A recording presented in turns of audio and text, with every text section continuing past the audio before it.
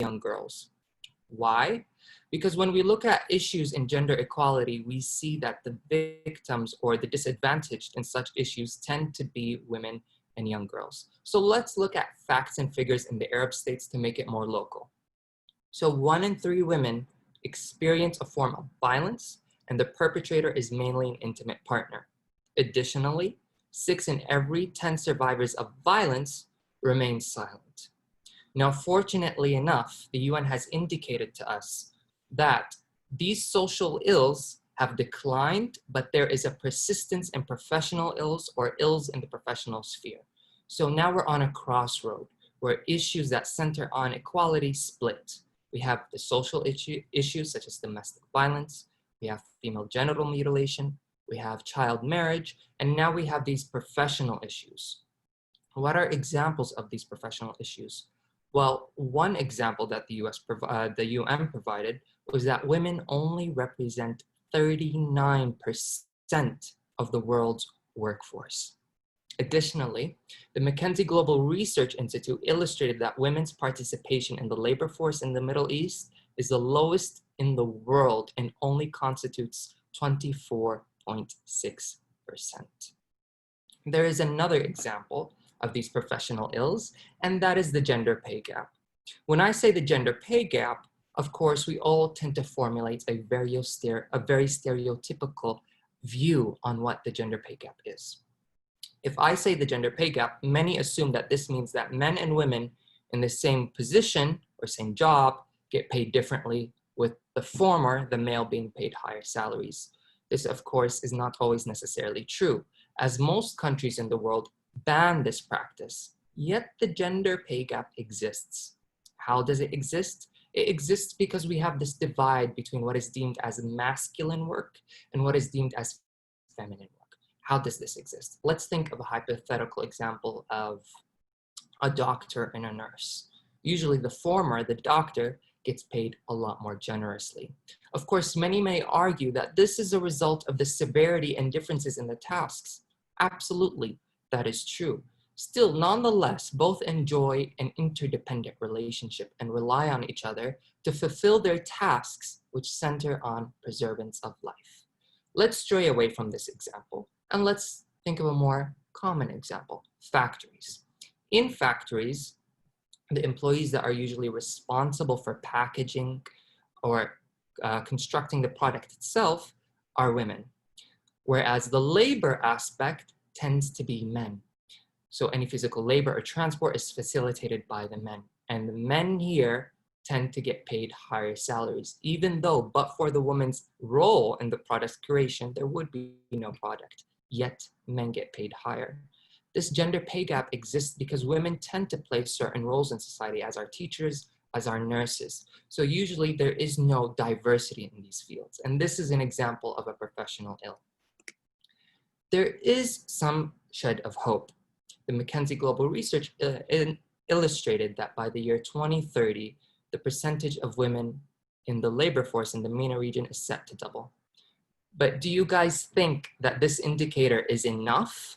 Let us know your thoughts. You can turn on your mic or you can type in the chat, and Dr. Hansi will tell me what you guys tell me.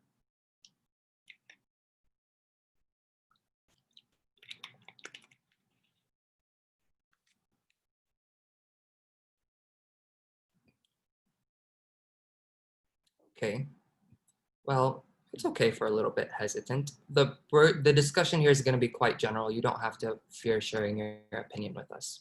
But generally, no, this wouldn't be enough. It wouldn't be enough because the UN's indicator suggests that the reason why women face these hurdles is because of discrimination.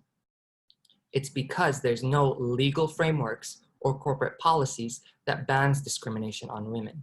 So even if the number of women is set to double, that does not necessarily mean that they won't face any hurdles. Why do women experience discrimination? They experience discrimination because they have qualities called endangered features.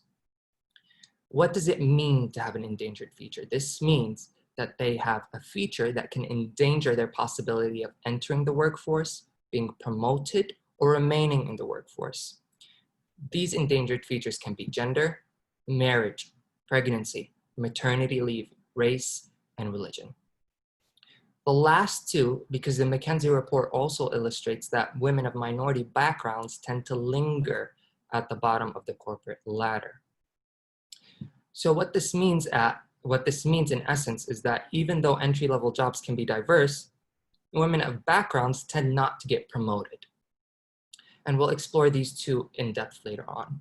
So women get discriminated against in many different forms. There's forms of discrimination and they're called negative behaviors. So we have direct discrimination, invisible discrimination, harassment, and victimization.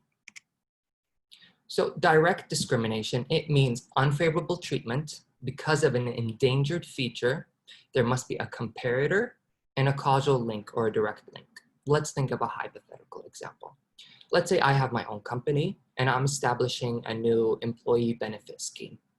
To qualify for this scheme, my male employees have to work at my company for 4 consecutive years.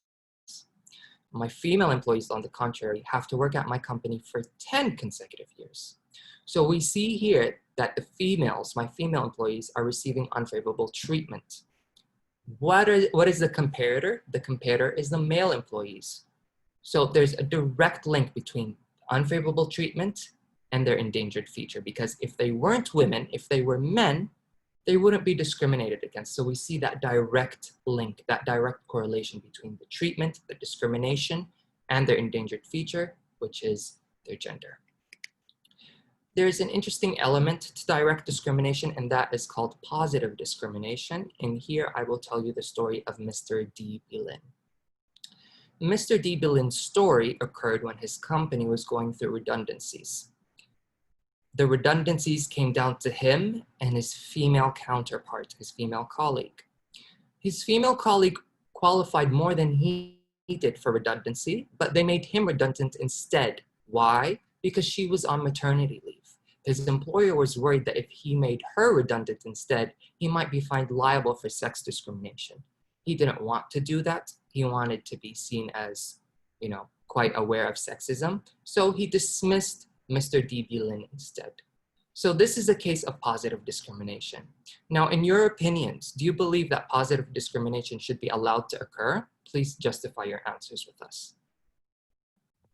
Hi, yes. So I don't think that positive discrimination should be allowed in this case, because since in this context the woman was favored, it's still not going to solve the very systematic problem that women in general are discriminated.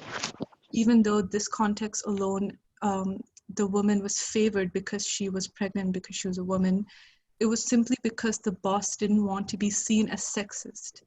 It wasn't really to solve the issue of sexism in general for women. So personally, I think it shouldn't be allowed. Absolutely, that's an interesting take. Does anyone else have anything to share? So hi.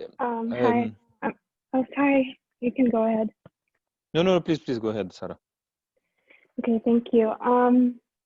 So I was thinking that, I do agree with what Shanali said about the point where she talked about where people might do it for altruistic reasons and not necessarily to level the playing field. But I think at the same time, it can be a dangerous cycle of maybe employing people who might not be qualified for the job just because you want to look good. And then this might propagate stereotypes about women working specific positions if they're not qualified, and it might just worsen any potential impact in the long run, I feel like. Absolutely. That's a great answer, Sarah. Thank you so much for your participation. Also an opinion. So I agree with what was said before, and taking let's say the idea further, I've seen people mentioning that they would apply positive discrimination in case of equal competencies, which then might be fair. I mean, when people are equal, have equal skills, and you need to choose, then it's necessarily somehow subjective reasons, and then maybe the concept of positive discrimination could be fairly applicable or honestly applicable, as opposed to the case that you're describing now. We'll look at another two more cases of positive discrimination, one coming up and one near down the bottom when we conclude. So there's also another element to direct discrimination, which is called associative and perceptive discrimination. In here, I'm going to tell you the story of Miss Coleman. But before I do that, let me define it very briefly. Associative or perceptive discrimination is when I discriminate against you directly because you associate with someone else, or I believe that you have a protected or endangered feature. So the story of Miss Coleman. Miss Coleman has a disabled child, and she was accused at work for asking for flexible working hours under the guise of her son's illness. She didn't want to work, but she was manipulating that excuse. So we see here that the endangered feature isn't her gender, it's actually disability, her son's disability. But discrimination here happened because she associates with a disabled child. We see here that there's almost this balance created between a woman's private family life and her career. Now that we're aware of this balance that women have to endure, do you believe that banning discrimination here by association is a fair measure? Let us know your thoughts. Hi, so I definitely think that banning discrimination here is a fair measure. I think it's pretty clear cut that it's really not fair to discriminate against an employee simply because they associated themselves with having a disabled family member or a child. It also kind of begs the question of, even if this employee was disabled themselves, why would discrimination even happen? So banning discrimination, I think, is an absolutely fair measure here. Absolutely. And we'll look at the balance between a right to a private family life and a career later down the line as well. So when I say that marriage is an endangered feature, it almost seems preposterous. How can a woman be discriminated against just because she's married? This is where we're going to examine the story of Miss Coleman. Please keep in mind that the two Colemans here are different women, fortunately, because that would be quite sad if it was the same woman. And here we're going to talk about the breadwinner principle. So in this story, Mrs. Coleman and her husband worked in competing traveling firms. Think of it for an example of Emirates and Etihad. The two companies were worried that because they were married, they would divulge confident information to each other, so there would be a breach of confidentiality. They consulted and they decided that the right decision was to dismiss Miss Coleman instead of her husband. And they said it was because her husband was the breadwinner. Mrs. Coleman as a woman is not the breadwinner. She's not the primary breadwinner. It is her husband. So they dismissed her. So we see here, even in cases of marriage, which is a completely private life and a private right within itself, women can be discriminated against. So we see, again, this balance that has to be struck. Let's change this story and apply it to the factory example that I discussed before. Now, if the Colemans worked in the same factory, of course, the husband was engaged in masculine work and Miss Coleman was engaged in feminine work, who do you think would be dismissed in this scenario?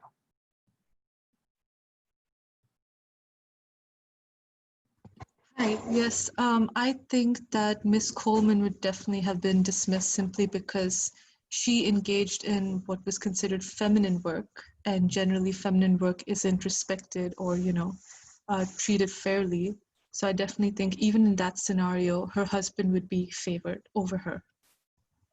Absolutely, and this is what the breadwinner principle tells us. Another interesting element that needs to be discussed is that the comparator that we keep on looking at does not always have to be male. So how can this happen? Let's look at pregnancy, and I'll give you a hypothetical example. Reverting back to my company. Let's say I have a position open for a receptionist and I want a female receptionist. Why? Again, because we have this divide between what is deemed as masculine and what is deemed as feminine work. I tell my recruiter that I don't want any married and especially no pregnant women to fill this position. I only want single women. Why? Because I might not be interested in providing maternity leave down the line. I might not be interested in hiring someone whose external commitments can interfere with their availability at work. As such, the comparator can also be a female, and women can be discriminated against because of something such as pregnancy. So we get this constant repetition between the right to a private life and the right to a career.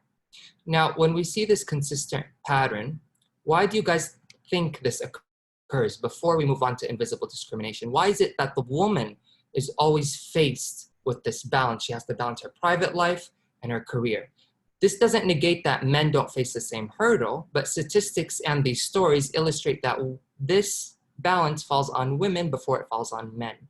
Would anyone like to maybe guess or discuss with us why this might happen? Hi, so I'm not sure about my answer here, but this is just a guess. I think it might be because people have a lot of internalized sexism. So especially when it comes to in a office, in a corporate environment, it's much harder to discuss the systematic discrimination towards women. And it's so much easier to just kind of go with your own internalized sexism. So I think this might be why a woman always has to publicly balance her work and her family life. That's an interesting perspective into it. It's nice to know all the different elements that even just the ones that we perceive. I believe Armin raised their hand. I don't know if they've submitted a question in the chat box. I can't see it. Dr. Ansi. Did anyone submit anything in the chat box? No. I'll send you when it happens. Because someone raised their hand. But returning back to what Ms. Shinoli said, I do believe it's incredibly interesting. Even though if we aren't sure of our answers, it's important and essential that we explore our own thoughts, because we all play a direct role in this. This issue isn't exclusive, it's very inclusive, and we all have a role to play within it. Invisible discrimination, continuing on, is one of a very interesting form of discrimination. And it doesn't seem discriminatory on the surface, but scrutiny proves otherwise. So invisible discrimination is an act or a rule or a provision that's acted or applied in work that applies to everyone equally, but only disadvantages one group of people. Let's examine the story of Miss Edwards. Miss Edwards worked in the London Underground for 10 consecutive years, which is the subway system. She worked as a train driver. The Underground changed their shift systems. Miss Edwards was a single mother, and the change in working hours proved incompatible with her personal and private family life. So when we see this example, that's something that applies to everyone equally, but only disadvantages one group of people, should we regard this as discrimination, or should we not regard it as discrimination? What do you guys think? I personally think that this is still regarded as discrimination, because even though everyone faces the same problem, it affects people differently. And as a company, you should have the responsibility to kind of negotiate and be fair and make sure that everyone can contribute equally. If someone suffers more from a problem than someone else, it affects the way they work. And in the end, it's not fair. So I kind of think this is still regarded as discrimination.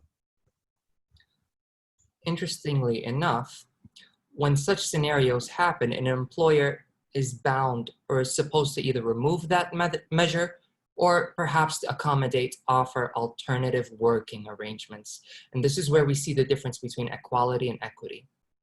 A lot may argue that it's not fair to regard this as discrimination. It's not fair to give Ms. Edwards flexible working hours just because she's a single mother. Why shouldn't the male counterparts also receive flexible working hours? And this is again because these alternative working arrangements are granted out of necessity and not privilege. And this distinction is quite essential because these arrangements aim to restore the injured party to a position where they are no longer disadvantaged. For me personally, I wouldn't require of any alternative working arrangements. I have no child. I'm able to drive the trains as per the schedule. But Miss Edwards requires a little bit of equitable adjustments so she can perform equally to me and everyone else that's not disadvantaged.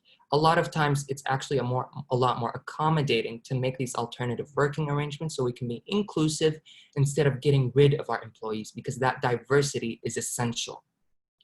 So we can see here that yes, this resource isn't equal, it is equitable, but it guarantees an equal outcome for all, equal performance. We've discussed two forms of discrimination. Keep in mind that harassment and victimization we will discuss soon. But these forms of negative behavior always stem from the mind. Where do they start? They start with us. And they start with human behavior. So when we examine human behavior, it's important that we first distinguish between independent versus interdependent action. What do I mean by independent and interdependent action? An independent action, an example of this, is an umbrella. If it's raining outside, I take an umbrella with me. Why do I take an umbrella and use it? Because I don't want to become wet. Do I care if other people are using an umbrella? No, I don't. Does it matter to me if other people think I should use an umbrella? No, it does not. Therefore, me using the umbrella is an independent action that I do solely for myself and for my own benefit. Interdependent action is quite the opposite. External sources influence our behavior, and oftentimes we do things because we want to be socially accepted. So this is where the negative behavior falls, usually in interdependent action. So an example of an interdependent action is a social observation. This is defined as what I believe other people do or what I believe other people think. And these beliefs tend to be factual. And a type of social observation is imitation. And an example of this is the saying that we're all too familiar with, and I embody right now, which is dress for success. Why do we say dress for success? Because when we look at successful people, we see characteristics that they have that we like. They come off a certain manner that's very famous, and we enjoy that. We wish to have that, but we can't imitate their degrees. We cannot necessarily imitate their talent. We cannot imitate their skills. So what do we imitate instead? We imitate the most feasible and easiest characteristic to embody, and that is their dress. It's very easy to imitate the dress, and that way, when we imitate the dress, we're perceived as successful because we look in a certain professional manner. Even though there's no direct correlation between the dress and success, a person could be dressed in their pajamas and they could be successful. A person can be dressed in a suit and they could be on their way to starting their first job ever. So there's no direct correlation. Now, while this social observation of imitation does appear innocent on the surface, it does harbor forms of discrimination. And we see this in uniform policies. I would like to ask you guys, do you believe that the expression dress for success that we see in uniform policies, do you believe it is outdated? Why or why not?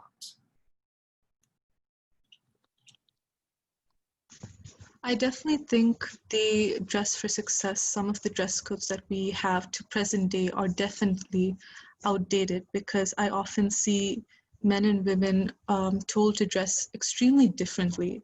Women are told to wear makeup, a very tight skirt, very high heels, and it's often very uncomfortable, even though this is seen as the appropriate office wear. So I definitely think personally it's a barrier and it's very outdated. Absolutely. And reverting back to invisible discrimination, uniform policies can actually be a form of invisible discrimination. I was reading this news article a couple weeks prior, and it was about a retail store. And as part of their uniform policies, they demanded that all women relax their hair. What does this mean? That their hair has to stay straight. This, while it applied to everyone equally, discriminated against female employees of African origin because it wasn't feasible for them to straighten their hair on a nearly daily basis. As such, the corporation was tasked with shifting their social observation and shifting their uniform policies to be more accommodated. So we see through minor aspects that seem trivial, it can actually be a barrier to women's entry upon the workforce. And of course, while this doesn't necessarily affect us per se, it still does affect many different people. And just because we don't observe it personally does not negate the fact that it does not exist. Another form of social observation is called social proof. We use social proof when we don't have enough information to formulate observations about others. So reviews is an example of social proof. Let's put this more in context. Let's say at work, in my company, I have a complaint box. And I believe I have a social observation that none of my female employees undergo any form of discrimination or any form of unfavorable treatment. Why? Because I have no complaints in my box, in my complaint box about this. So as such, I have proof. I have proof from others. I have social proof that this issue does not exist in my office. Of course, social observations, even though we regard them personally as factual, they can be incorrect. And when they are incorrect, they are called ignorance. Ignorance can be addressed through open and safe channels of communication. So let's revert back to the box example. So the reason why there might not be any complaints in the complaint box is because anyone who submits a complaint cannot remain anonymous. So my female employees might feel hesitant, they might feel reluctant and afraid to make or submit a complaint, and later on they might be harassed or victimized. Those are our two negative behaviors that we will discuss right now, actually. So to remedy this issue, what I can do is I can let the box remain anonymous. This way, my female employees are more likely to submit a complaint.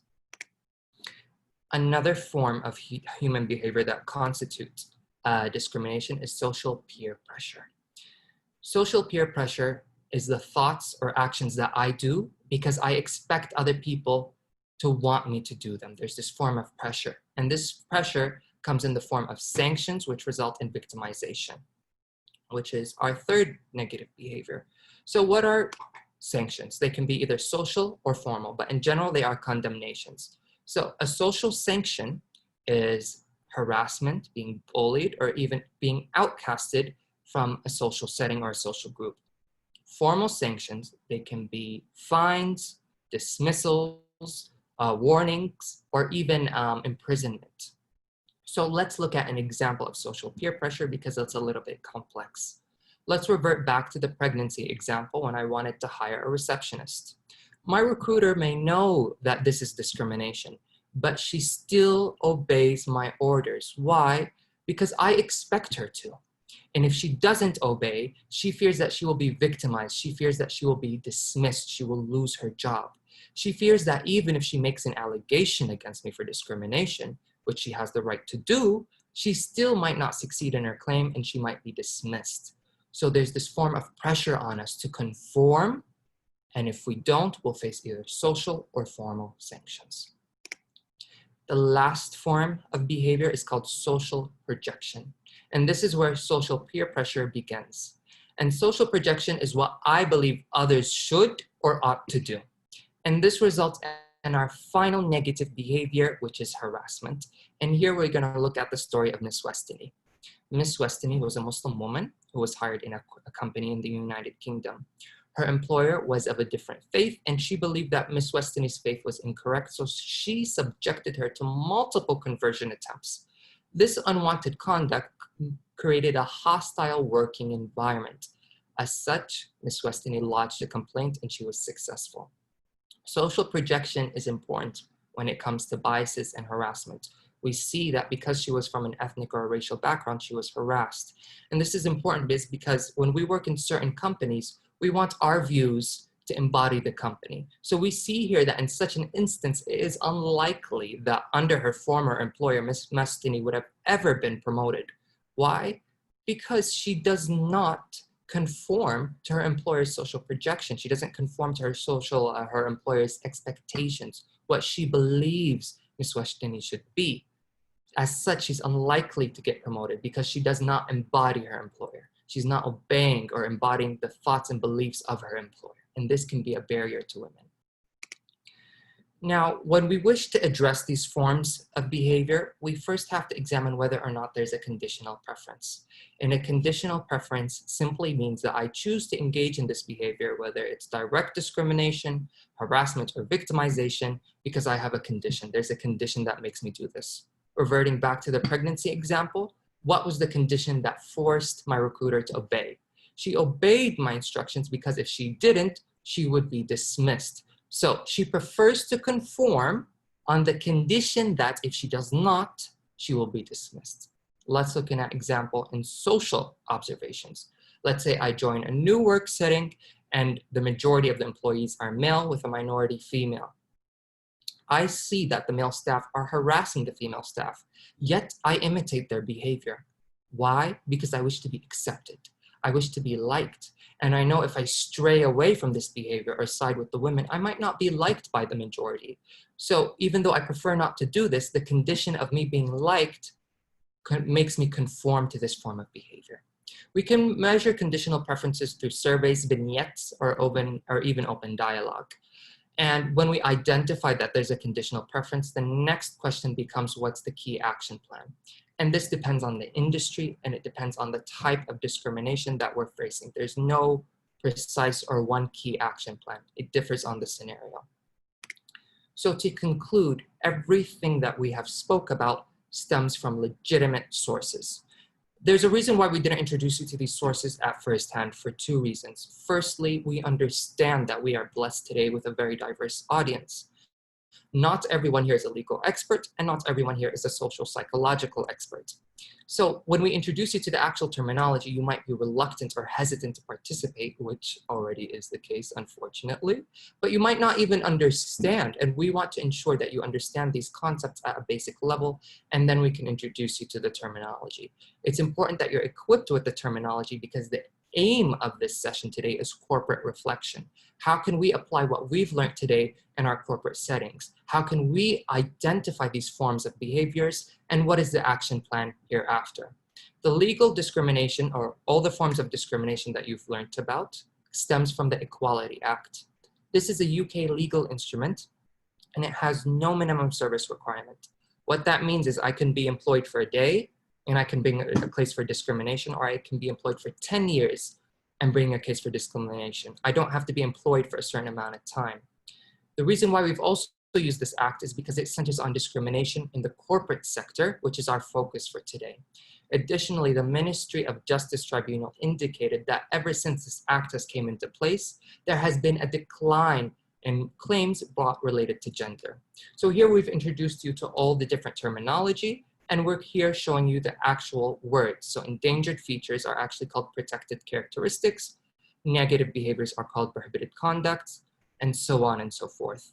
In regards to the behaviors, they are actually social psychological theories from Dr. Pristina Buccieri. The reason why we chose to center on her work is for multiple reasons. Firstly, she works as a consultant in UNICEF, and most of her work centers on gender equality. Secondly, she teaches across Ivy League schools in the United States, so her work remains quite intact and influential. So in regards to behavior, we see that independent and interdependent actions remain with their same terminology. Social observations are actually called empirical expectations. Ignorance is actually called pluralistic ignorance. Social peer pressure is actually called normative expectations because they are the expectations placed on us by the norm or society at large. And personal or social projection is actually called personal normative beliefs. That pretty much concludes our session for today. Thank you all for being here today. I'm leaving the remaining time for any open discussion or questions, but that pretty much concludes everything from my side. I will leave this on just for a little bit before I stop sharing, just in case you guys wish to take a screenshot or a picture or take notes. So when you try to apply this or identify it in your field, you'll have the actual framework or the sources. Thank you all very much for your presence today. Thank you, Abdulrahman. Thanks a lot for this rich and actually quite interactive talk. As you mentioned, maybe we can take some time for questions, although there were discussions, thanks to you. There were discussions, but if anyone has more questions or even remarks, so you're receiving a lot of thanking on the chat, Abdulrahman. I'll send it to you later. But so if anyone wants to write or say a question, I think we can take a couple of more minutes. Okay. To chat about that. Yeah, I have the chat open in front of me. Thank you all so much. Okay. If anyone has any questions, they can ask me directly. Other than that, everyone's pretty much free to carry on with their day. But thank you all for being such a great audience today. So to be honest, I would like to a bit. This will add only 3-4 minutes. No worries to all, but I want you to go deeper or further in your let's say advice in so how to take this to our own workplace. I mean, I'm guessing that there are students in the audience, and we have a structure idama that is a lot of based on freelancing and etc. So I would be interested in hearing you giving advice or giving you our thoughts about how to take this concretely to a workplace that is becoming more and more diverse. That is one point. And then, as you have the chat open in front of you, you see that 2 other people have remarks that might need answer from you. So I'll let you digest everything and let us know what's your input or opinion. So one asked me if this can be centered on men, such as a single parent, but a male. Of course, because remember, gender equality doesn't just center on women, it's also on men. And if you revert back to the story of Mr. D. Bilin, the person that was discriminated against was actually a male. And all the stories that I have shared with you today are actually legal lawsuits, they're actual legal cases. And in this case, Mr. D. Bilin prevailed in his case, and he was discriminated against. So discrimination doesn't necessarily just happen to women, it can also happen to men as well. So if we revert the cases and replace them with men instead of women, they'll still be able to claim for discrimination because it is a discriminatory measure. Would having in-service and workshops in companies help initiate the dialogue?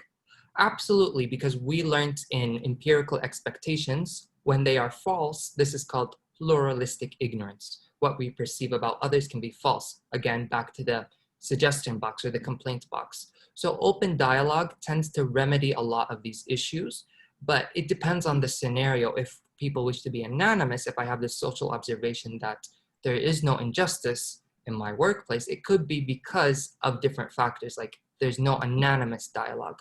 But for the main part, yes, dialogue and open communication is one of the key points to eliminating these forms of social psychological behavior that eliminate eventually discrimination.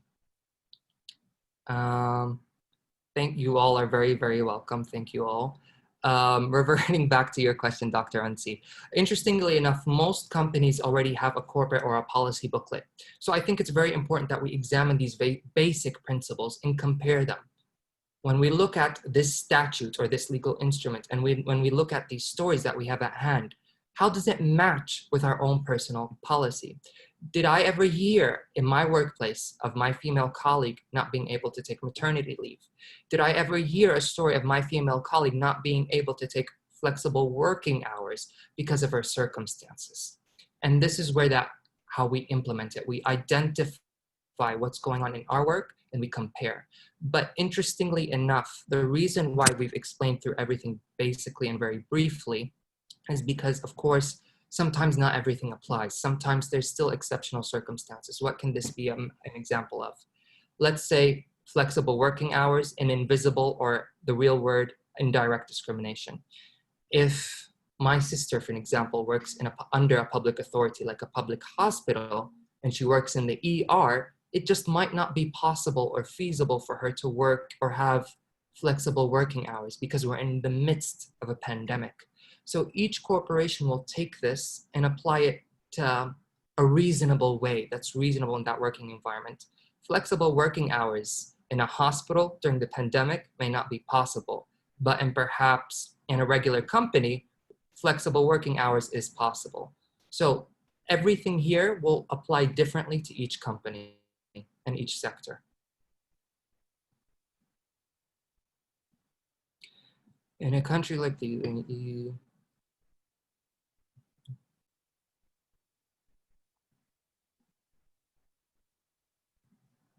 that's an incredible question, Ms. Sarah. Interestingly enough, a lot of employment contracts, they don't necessarily have to be based upon UAE law. You can also have this act, this legal instrument, govern your employment contract, if it's under the jurisdiction of the DIFC. The DIFC is a free zone in Dubai, and it centers on more corporate relationships and corporate matters. So if you work in the corporate field, you can discuss with your employer having your contract, your employment contract covered under DIFC law to seek this protection that we've explored. Other than that, I'm not too familiar with the manners of making protected acts like an allegation in your work field. But if you ever come across such a position where you're hesitant to make an allegation or a complaint, do remember that we're fortunate enough to live in a country where instances such as harassment are illegal, not frowned upon, illegal. So you do have protection. And in such an instance, please reach out to the Ministry of Labor, and they will guide you further in regards to your contract and your options as well. Wow, we have a lot of questions.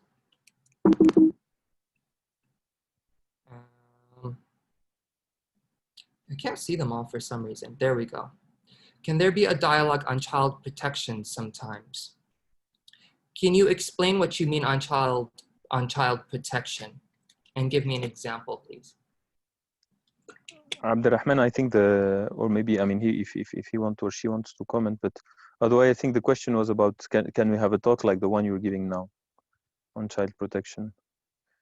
Child protection. Oh. Which I have to say is a bit maybe taking us further from our core. Why not? Well, I'm always here with IDAMA. I'm employed under IDAMA. The decision, of course, is yours.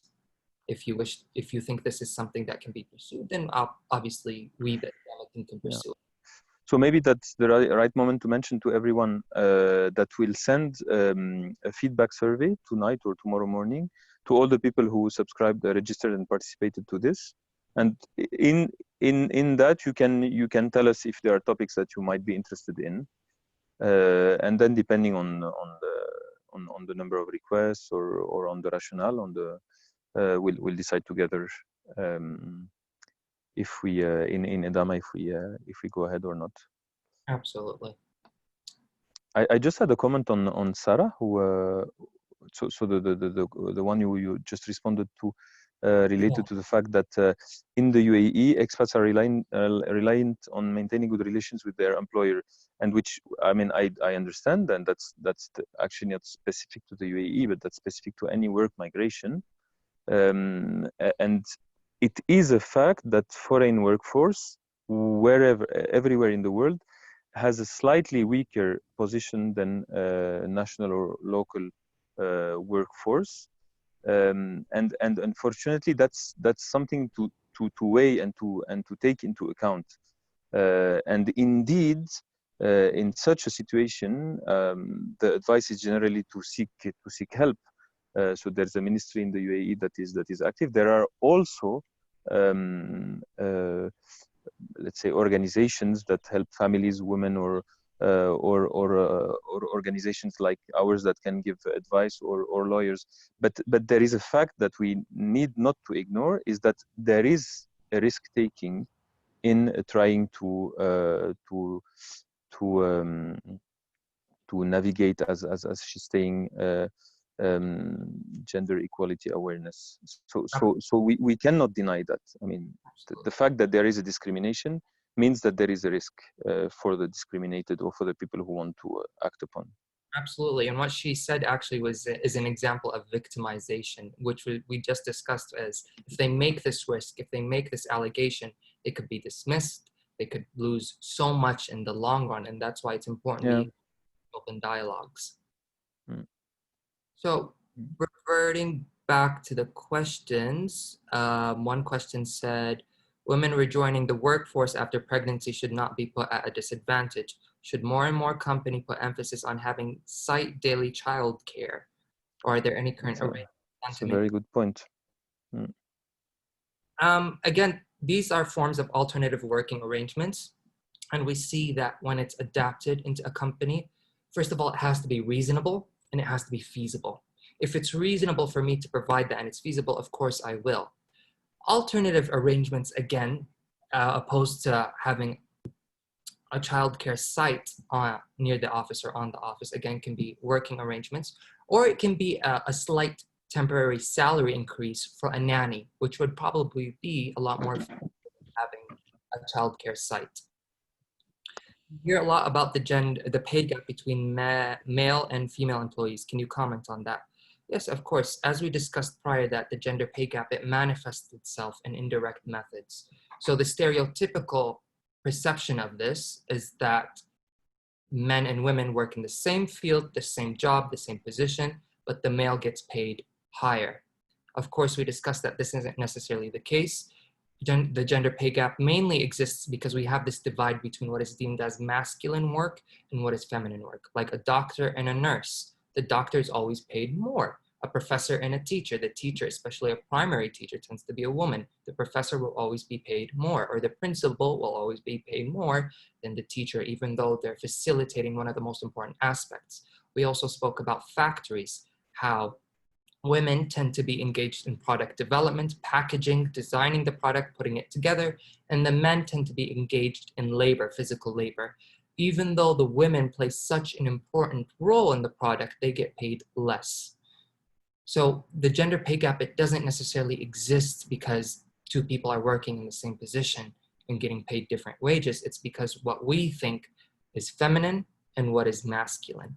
And this can go back again to the breadwinner principle and empirical expectations. I believe my empirical expectations, or my social observation as we named it, is that men are the breadwinners. They are the ones that carry the houses on their back. So even if women should work, they should work in jobs that don't require so much responsibility or strength or tenacity. So we'll pay them less. And it doesn't matter how much we pay them because they will never be the breadwinner principle. So that's possibly why this continues to exist. I hope that answers your question. Yeah, I don't see any more questions. Oh, there's one more. Just a thought. I feel. Maybe you want to read it out loud? Sure. Just a thought. I feel legislative reforms are necessary as well. Plenty of countries are equipped with a range of laws, initiatives, and policies to tackling gender discrimination at work, but these seldom prove to be effective. Should governments and political leaders be doing more, or should we leave it up to corporate leaders? That's a great question, Sarah. And usually in such scenarios, it has to be a mix of both. Because again, we saw the Equality Act, right? And this is a legislative act. It was incorporated by legal political leaders that worked together because they wanted to unite against this issue, but corporations still found their way around it. We have to have a balance between activity or tenacity from political leaders and corporations. There has to be a balance. And I think someone who said this or spoke about this is Miss Christine Lagarde, where she works in the International Monetary Fund. And she said that corporations and nations that want to achieve microeconomic stability, they have to ensure that their policies and legislative frameworks, so the companies and the political leaders need to work together to ensure that none of their policies or legislation is discriminatory. And if they don't, they will never achieve microeconomic stability. So both political leaders and companies have to work together. And there already is quite a direct link between them because companies generate a lot of the GDP that we see today. So it really is an interdependent relationship of both. Because again, we saw that no matter what political figures do, a company could always find its way around it. So they really have to rely on each other for this matter. I hope that answers your question. And can I add, Abdulrahman, that there is a third player which we are somehow representing here, which is what I would call civil society. So when social enterprises or NGOs or charities also, they need to take that topic. If we never mention it, if there are never talks like this one that are organized, then not governments and not no government and no company will feel the need to tackle or to make a legislation or to make an internal regulation about that. So there's also a role here for you students, or I know there are some students, etc. So at some point it's so authorities, so economic and political, have an extremely important role that does not waive ours are as citizens, entrepreneurs, local communities, charities, etc. Absolutely. The change maybe start with us. yes. So all parts of society, and maybe so we'll ask that in the feedback form. But if ever people think that there is something interesting, or there is an interest in developing a deeper or a more let's say bulky training in relation to those topics, so to have a longer version and maybe with more case studies and role play of what Abdulrahman gave us, it's a possibility. And I've also been asked in a private chat if we'll deliver a certificate. We want to deliver a certificate for this session, because there is really absolutely no way to measure who attended in what way, and what what people digested from that, and we don't want Idama's signature to let's say be a fake or cheap. But it is a possibility to for us to develop something where there would be more interaction, and even maybe some kind of questions or exams or testing. But that depends on people's requests. I mean, I'm sure Abdulrahman would be into doing that, and others in Idama would be very happy to help, including me. So do not hesitate for the audience to give us that feedback, like that you want something that is more bulkier. This is just even though we've explored many different theories, each of these theories stand alone. So we could easily, with your feedback, and if there's a lot of demand, we can concentrate on a specific topic. And when we do that, possibly then we can offer certificates on that specific topic in depth when we explore it together. Okay, so I think that's a perfect moment to conclude. There was a nice round of discussion. So thanks a lot, Abdulrahman, for triggering that and then feeding it, and thanks to everybody for attending. So that's the it's very nice to have Zoom, because I know that we are a minimum in 4 or 5 different countries now. The only sad part is that we cannot have, the round of applause and everybody laughing at the end, etc. But we'll imagine it, right? And we'll conclude with the last question from our colleague Frederic. Would you consider designing a set of questions for this session certification? Yes, indeed, yeah. We don't know when someone entered this part of the session, because everyone entered at different times. So I guess my fear, just personally, is designing an assessment for a certificate, is that not everyone saw the whole session. So they might know the social psychological theory, but they may not know the legal theory. And again, I think we could. It really is up to you, Dr. Unsi, what you think is best. That is just my and I'm gonna very lazily throw it on the audience. We'll add that question in the feedback form. So if tomorrow we receive a feedback that several people would like that, then we'll do it. Okay. Thanks a lot to everyone, and thanks specifically to you, Abdulrahman.